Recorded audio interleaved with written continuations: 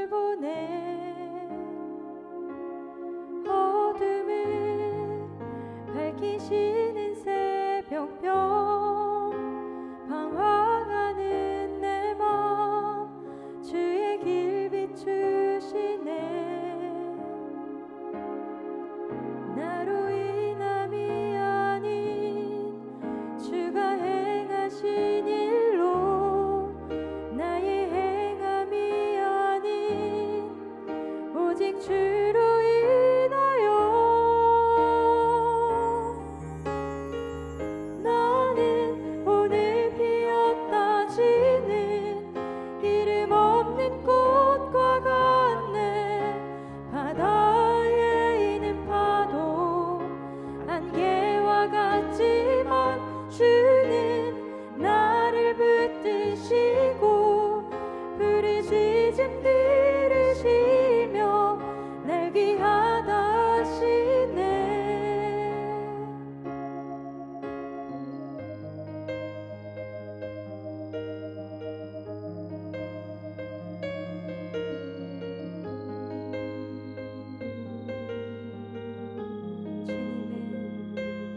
주님은 나의 죄를 보시고 사랑의 눈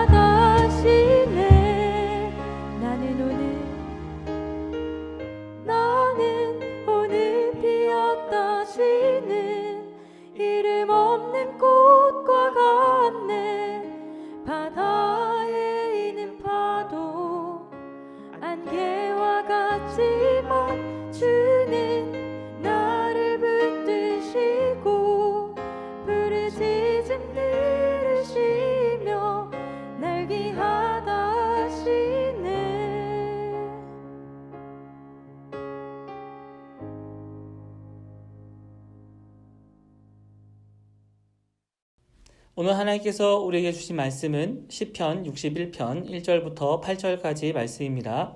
제가 봉독하겠습니다. 하나님이여 나의 부르짖음을 들으시며 내 기도에 유의하소서.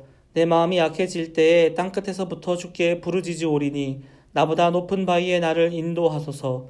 주는 나의 피난처시요 원수를 피하는 견고한 망대이심이니이다.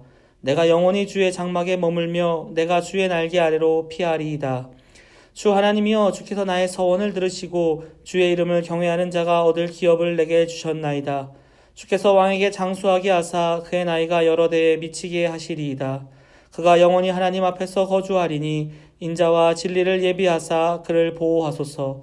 그리하시면 내가 주의 이름을 영원히 찬양하며 매일 나의 서원을 이행하리이다. 아멘. 기도하겠습니다. 하나님 아버지, 오늘도 우리를 예배의 장소로 인도하여 주시옵시고 우리를 주님께 예배하게 하시니 감사합니다. 우리가 어디에 있든지 신령과 진정으로 주님 앞에 예배하기 원합니다. 우리와 함께 하셔서 주님의 은혜 베풀어 주시옵소서. 부족한 종이 주님의 말씀을 전합니다. 오직 복음의 능력만 나타나게 하시고 인간적인 것들은 주님께서 가리워 주시옵소서. 예수님의 이름으로 기도합니다. 아멘. 오늘은 괜찮아요라는 제목으로 하나님의 말씀을 여러분과 함께 나누고자 합니다. 여러분은 괜찮아요라는 말을 들었을 때 무엇이 가장 먼저 생각나십니까? 도대체 뭐가 괜찮다는 말이지? 사람마다 조금씩은 다를 것 같습니다. 요즘 보면 설상가상이라고 합니다. 안 좋은 일이 계속해서 일어나고 있어요. 동시에 일어나고 있습니다. 코로나19 때문에 지금까지 겪어보지 못한 일들이 발생하고 있습니다.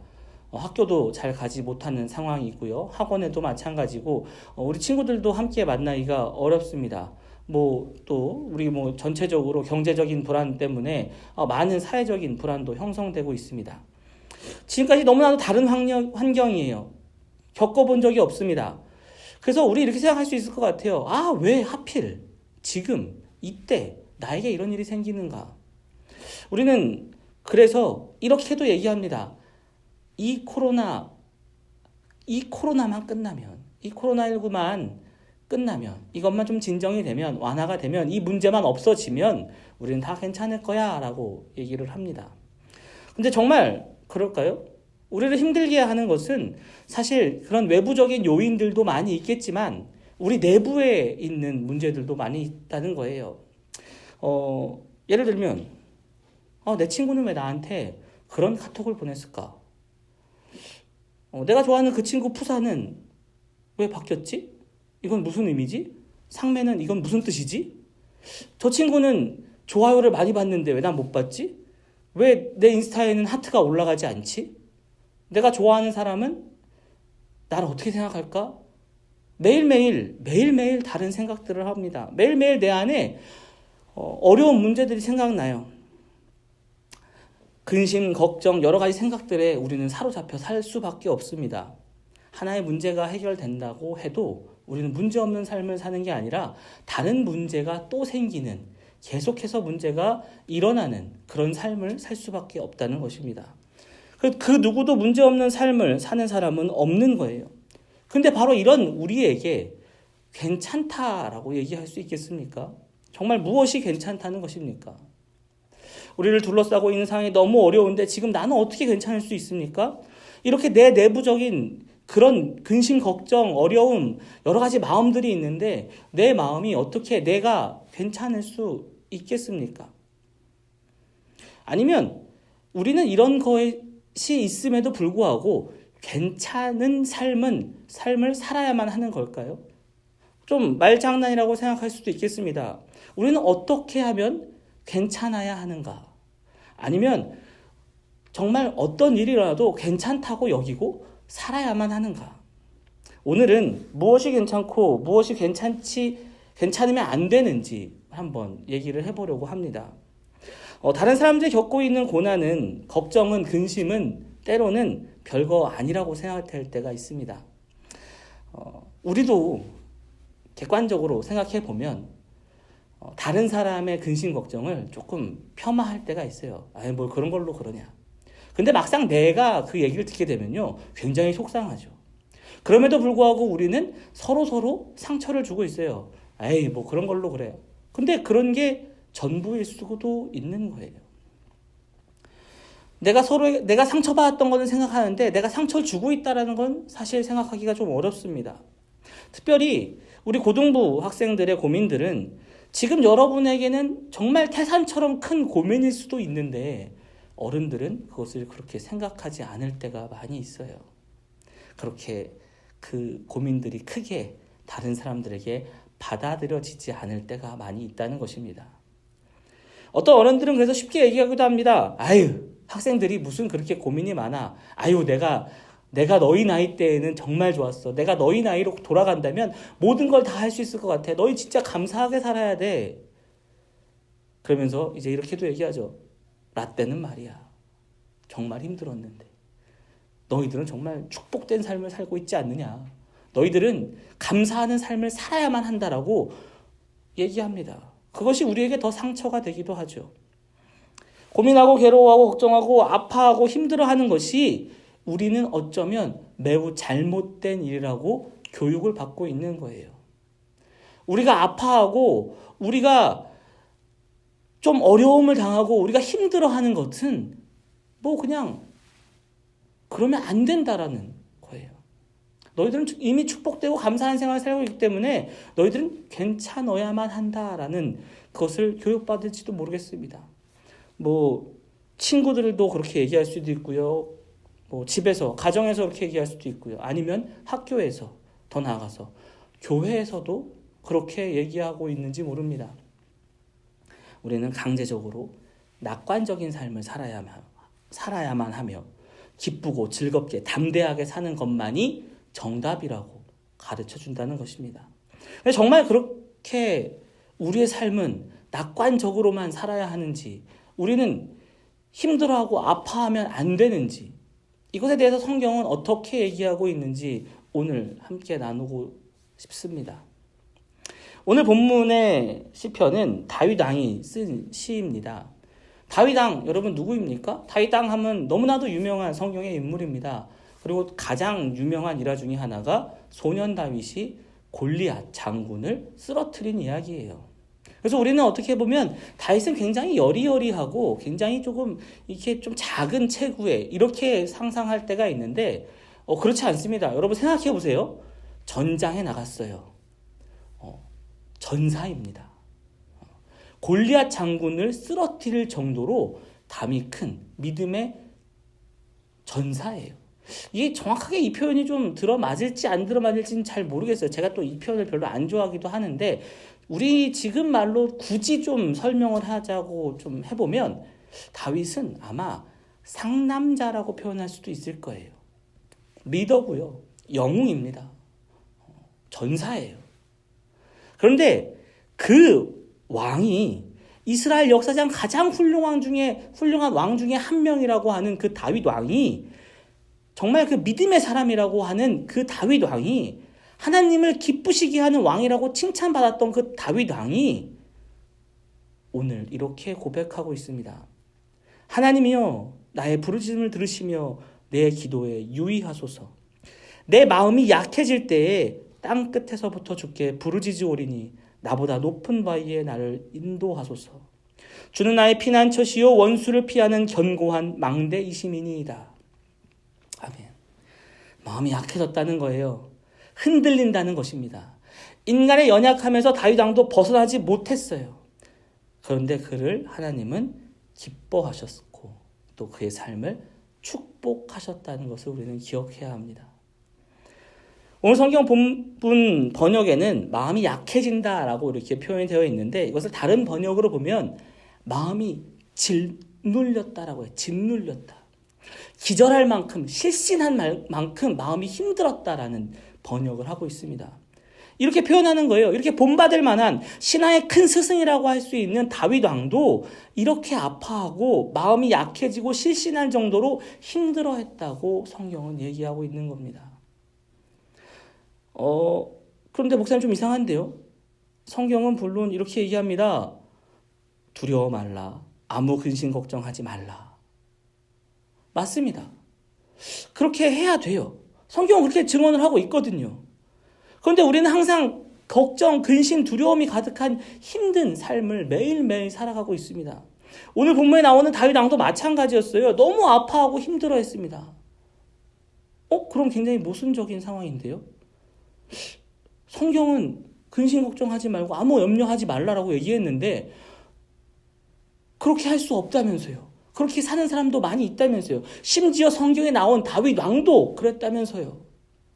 그럼 우리 주님이 불가능한 일을 우리에게 명령하셨다는 것입니까? 인간은 연약하고 항상 모자람이 있고 도움이 필요한 불완전한 존재인데 어떻게 아무 걱정 근심 없이 살 수 있겠습니까?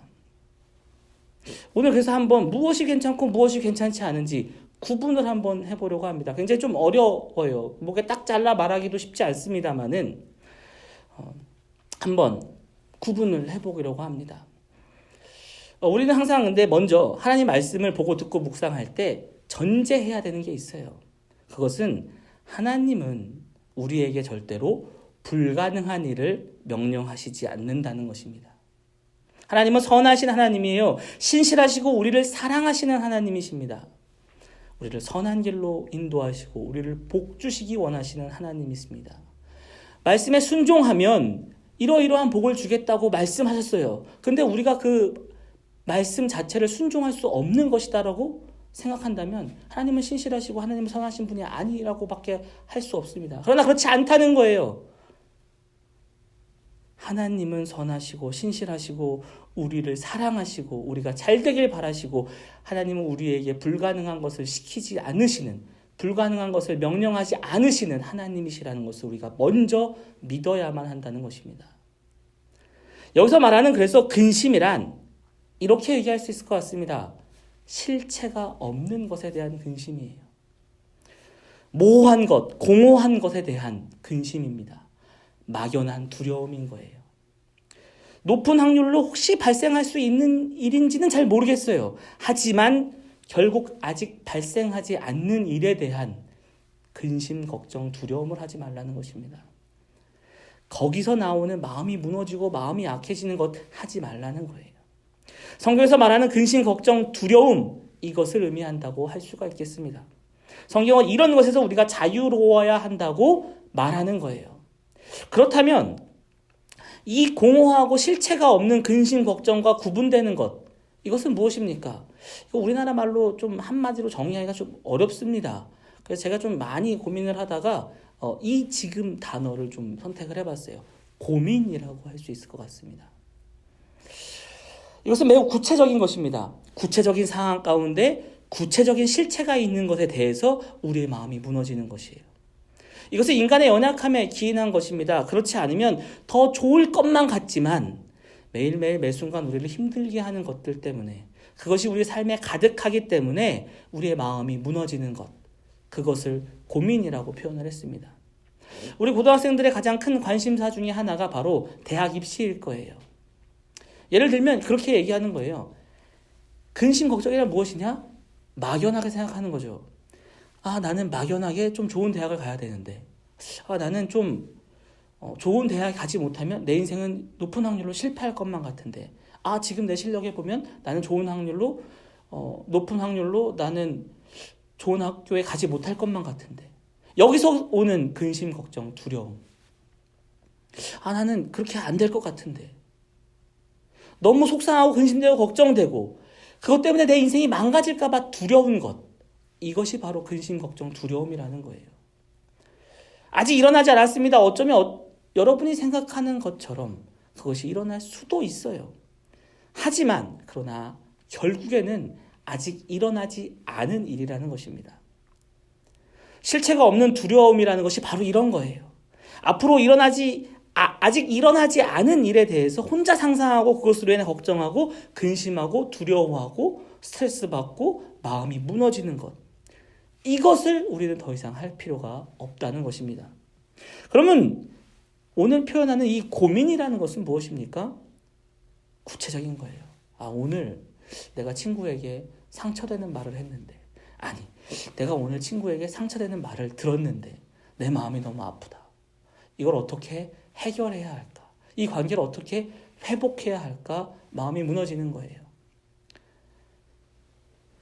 나에게 힘든 일이 계속 많이 일어나는데 어떻게 해결해야 되는지 모르겠어요. 방법을 모르겠어요. 노력해봤는데도 안 돼요. 마음이 너무 괴로워요. 구체적인 상황 속에서 구체적인 해결 방안, 도움이 필요한 상태, 이것이 바로 고민의 상태라는 것입니다. 모호하게 좋은 대학을 가고 싶은 학생들에게는요, 상담이 필요 없어요. 어떻게 보면요, 상담을 해줄 필요도 없고요, 상담을 받을 필요도 없습니다. 그렇지만 구체적인 계획을 가지고 구체적인 방법을 구하는 학생들에게는요, 상담이 매우 큰 도움이 됩니다. 상담해주는 사람도요, 힘이 나요. 그리고 상담받는 학생들도 실질적인 상담을 받을 수가 있습니다. 도움을 받을 수가 있어요. 우리의 삶이 그렇습니다. 나의 삶에서 괴롭고 슬픈 일이 있지만 나를 도우시고 지키시고 인도하시는 주님께서 우리의 아버지가 되시고 우리를 책임져 주신다는 그 사실을 믿고 기도할 때, 주님께 간구할 때 우리의 삶은 평안함을 얻을 수 있다는 거예요. 때마다 시마다 알맞은 은혜를 베풀어 주시는 주님을 만날 수 있다는 것입니다. 성령님이 우리의 연약함을 도우시고 지혜를 허락하시고 능력을 허락하십니다. 이 축복이 우리 고등부 학생들의 삶에 가득하기를 주님의 이름으로 축원합니다. 그런 축복된 삶을 누리세요. 소망이 꺼지지 않습니다. 능력의 삶을 살 수 있습니다. 놀라운 축복의 삶을 살 수 있습니다. 환난과 시련, 어려움 속에서 우리는 넘어집니다.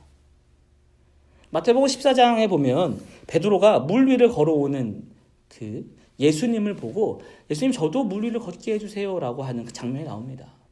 근데 우리는 많이 들었어요. 예수님을 바라볼 때는 우리가 능력으로 물 위를 걷지만 예수님을 바라보지 않고 환난, 시험, 파도 이런 걸 바라볼 때 베드로가 물에 빠졌다는 것을 기억하라는 거예요. 근데 여러분, 우린 한 발짝 더 나가야 됩니다. 그 다음을 기억해야 돼요. 그 다음 오늘 뭐라고 했느냐? 마태복음 14장 31절 말씀입니다. 예수께서 즉시 손을 내밀어 그를 붙잡으시며 이르시되, 예수님께서 즉시 손을 내밀어 베드로를 붙잡아 주셨다는 거예요. 베드로가 잡은 것이 아니에요.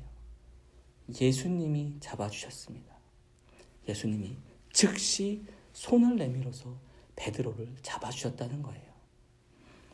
우리도 마찬가지인 줄 믿습니다. 우리도 낙심하고 마음이 무너지고 크고 작은 고난 속에 환난과 역경 속에서 물에 빠지게 될 때가 있어요.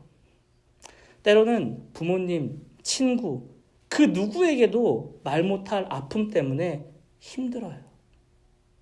왜 이 세상에 나만 혼자 있는 것 같고 내 편은 아무도 없는 것 같고 정말 외롭고 쓸쓸하고 마음이 무너지는 그 힘듦, 누구한테 말할 수도 없는 바로 그런 상황 우리에게 있을 수 있어요. 하지만 여러분, 괜찮아요. 괜찮습니다. 우리를 사랑하시는 예수님이 즉시 손을 내밀어 주십니다. 즉시 손을 내밀어 건져 주십니다. 주님께 부르짖으세요. 걱정 근심 내려놓고 지금 나의 아픔, 나의 고민을 주님께 모두 맡기세요.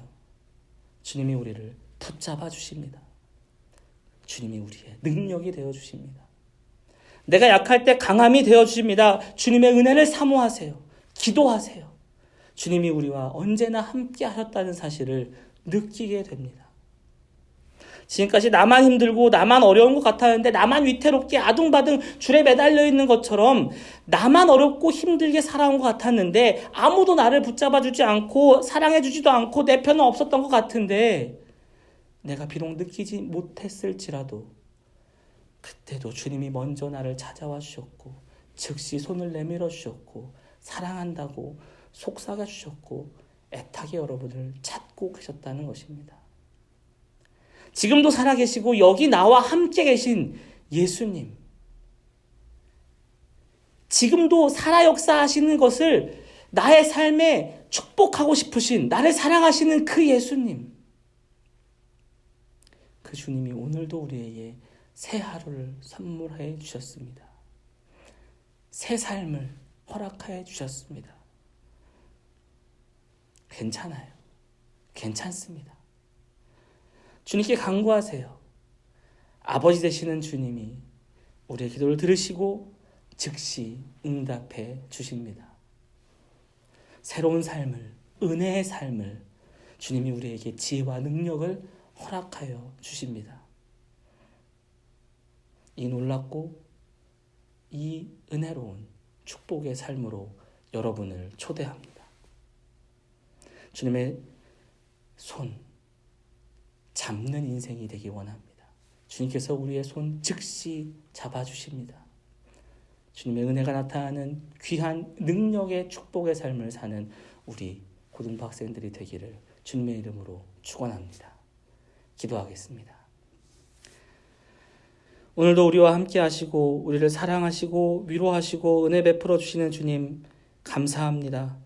때로는 우리를 힘들게 하는 주위에 많은 것들이 있습니다. 내 안에 약한 것들이 있습니다. 그러나 주님께 모두 맡기고 주님께 간구하며 나아가기 원합니다.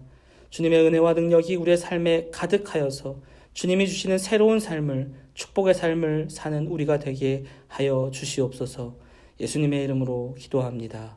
아멘. 이 시간 다 함께 준비하신 예물 하나님께 드리시겠습니다. 내게 있는 향유옥합 찬양합니다.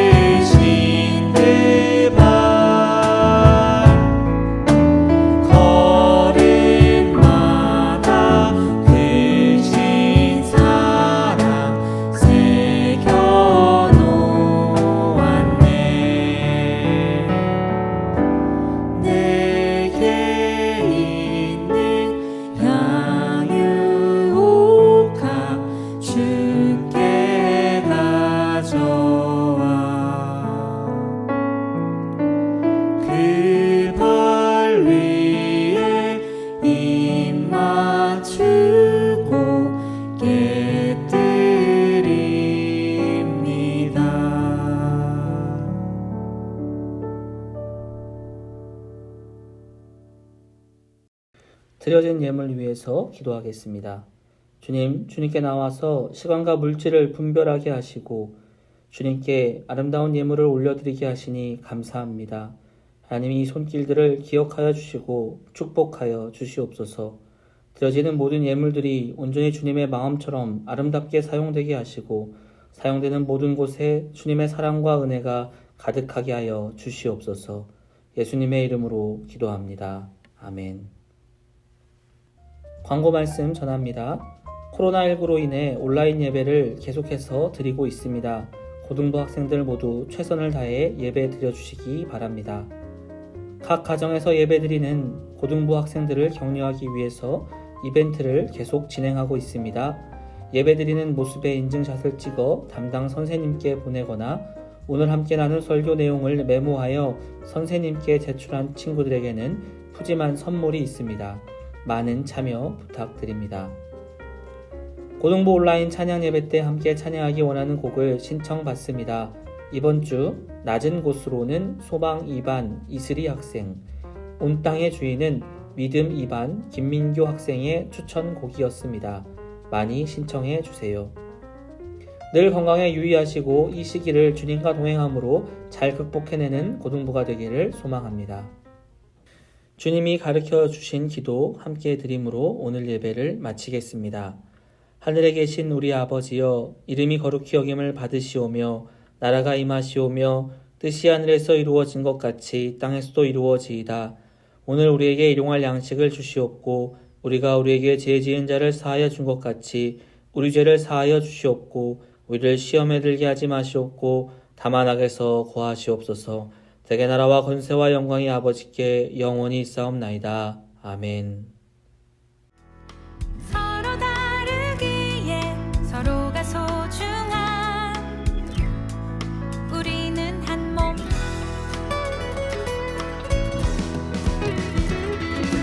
이건 이래서 좋고 저건 저래서 좋은